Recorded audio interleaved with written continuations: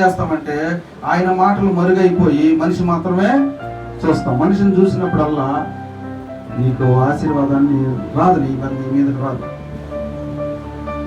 మనిషి వెనక రావాలా, దేవుని మాటలు ముందుకు రావాలా. హల్లెలూయా.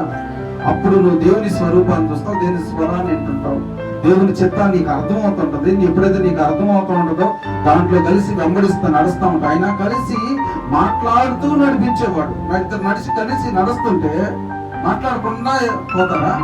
వాడు. హల్లెలూయా. దేవుని వాక్యం నీ ఎద్దకు వస్తుందంటే అది నేనేం చేస్తానంటే పరిశుద్ధాత్మ.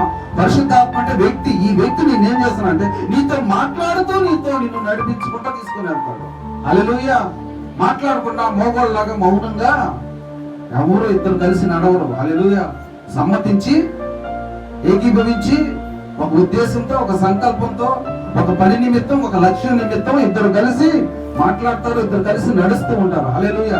పరిశుద్ధాత్ముడు కూడా అలాగే ఒక వ్యక్తి, మూడో వ్యక్తి. ఈ వ్యక్తితో నీ స్థితిని ఎరగనాటికి నీ దగ్గరకు వస్తున్నాడు, నీతో మాట్లాడినట్టుకు వస్తున్నాడు, నీతో మాట్లాడుతూ ఉన్నాడు. నీ స్థితి ఏందో బాగుగా తెలుసుకొని నీ విషయాలన్నీ, లోపల విషయాలన్నీ, నీతో అంతరంగ విషయాలు, లోపల ఎవరికి తెలియని విషయాలు, నీ అంతరంగంలో లోపల నువ్వు ఆలోచిస్తున్న విషయాలను అర్థం చేసుకొని నీతో మాట్లాడుతున్నాడు. హల్లెలూయా.